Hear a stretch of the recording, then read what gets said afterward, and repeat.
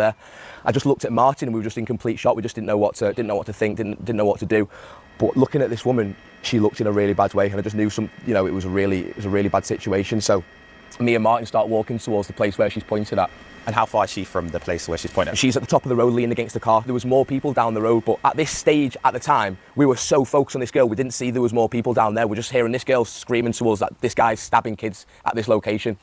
So we start running towards this place where she's pointed, and she gets up. It's like she used all of her energy to point towards where this was happening, and then she completely collapses onto the floor. In which case, we go up to make sure she's all right. She was also on the phone to the police at the same time, which is when I've took the phone off her and I'm on the phone to the police. Martin's making sure she's all right. I start running towards this direction, which is obviously where this is happening, where these kids are in the dance studio. And I'm running, I get to the car park, and as I'm running towards the door, there's a car which is a woman's in the car, and she's beeping her horn and she's screaming for me to come over. So I run straight over to the car. And it's just a middle-aged woman, and she's got, I presume, one of her child in the passenger seat, and then in the back there's like 4 or 5 more kids, all in the back, covered in blood. It was like a scene what you'd see on like a disaster film, honestly. And she just looked at me, the woman, and she said, "Honestly, love, I just want to make sure these kids are safe. I'm just going to park on the road. Please, can you get this girl out?" So I open. You got the driver's side. On the driver's side, behind the driver's seat, I open the door, and honestly, like, there's this girl, which will probably stay with me for the rest of my life, and she was completely out of it. I can't explain to you how horrific it is what I saw, but in the moment, I didn't even know what to do. I didn't know what to think. I just wanted to get her out of the car and try and get her to safety. So I've just got this girl out of the car, and I've ran towards the road, and I've just been, because we're there at the start, you see, so there's only a few members of the public, and the main thing in that specific moment was like, there's still more, like, this is actually happening, and there's people inside there, because that's where they've been, that's where they've come from. So I just initially wanted to get her out of the car and try and get her to safety, like, but I didn't know where was safe, if that makes sense. So I take her to the road, and I'm shouting, I'm screaming for help. Someone ring the ambulance. Everyone was trying to do the best. No one expected that would happen, but in the moment, all you wanted is just like a professional to be there to like kind of know what to do. So I go to the front, I take her out of the car park, I run to the front, I'm shouting all this, then we put her down. Me and Martin put her down. Then Martin stays with this girl then. Okay, and there's more people which are coming at this stage. There's more people coming to help. Everyone's gathering around. Everyone's doing what they can do. And then I run back in. I run back into the car park, and I basically run towards the door which is the entrance and the exit out to the dance studio.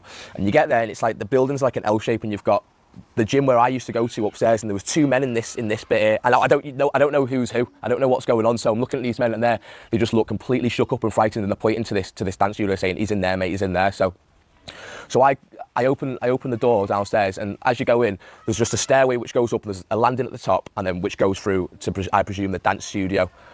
So I just remember opening the door, and I was shouting hello, just see if anyone was there. And then I remember just taking a step on. I remember going onto the stairs, and took a few steps onto the stairs. I'm still at the bottom of the stairs though, and I look up, and then there's just this guy there at the top of the stairs, just in a full tracksuit with his hood up, with a knife, and it's like he maybe didn't realise that I was going to be in there, but we've looked at each other, then he's scurried off to the side. And you locked eyes with this man? You looked at him? I looked at this guy, yeah. At that point, what are you thinking? I'm thinking things which I'm not allowed to be saying on Sky News right now, but I'm just at the same time, I'm really scared as well. Do you know what I mean? Because all I saw was a knife. All I thought was there was more people in there which were hurting people. So I'm there by myself at the bottom of the stairs. I didn't know, honestly, I just wanted to hurt him so bad, but at the same time, I was scared for myself, and I was just wanted to be up there to help anyone who was up there. So I've come, he's scurried off, I've come outside, and then I've been screaming then because I know where he is. I'm trying to get everyone to come to the door. We were there for a good 10 minutes before any police arrived, and just the moment we turned up to the point where I've smashed the door was a good 8 to 10 minutes, which felt like a lifetime, if that makes sense. And then we've ran, I'm completely hectic now because I've seen the guy and I know he's up there, and I'm just screaming, screaming, where's the police, where's the police?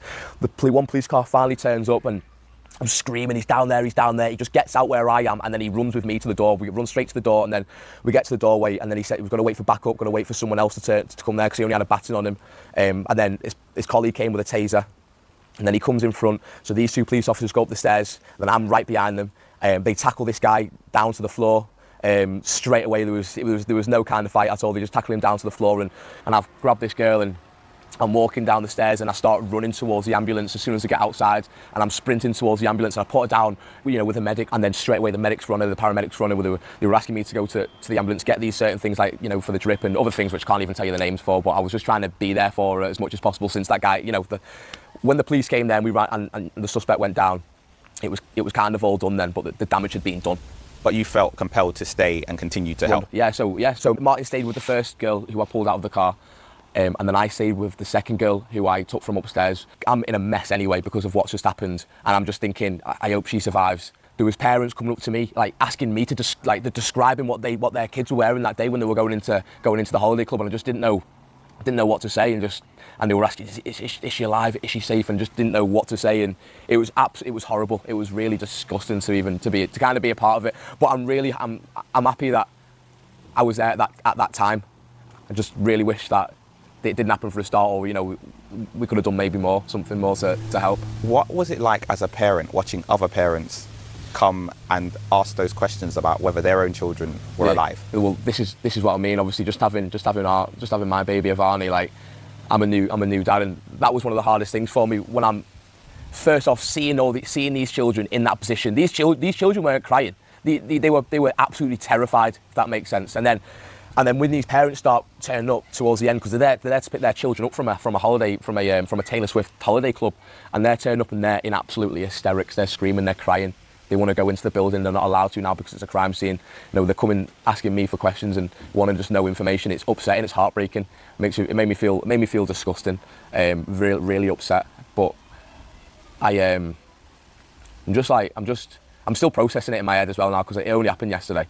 I just feel completely shook up of what's gone on. To be fair, I'm just really upset for all the parents and all the children who had to go through that yesterday.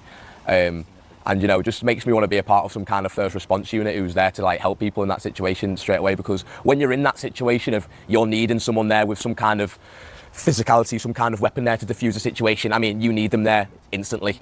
I feel disgusted for the whole situation of what's actually happened. Everyone's being affected by this. It's not just a small thing. I think everyone's going to be affected by this, and the fact that it's all children as well makes the whole situation 1,000 times worse in my eyes. They can't protect themselves at all.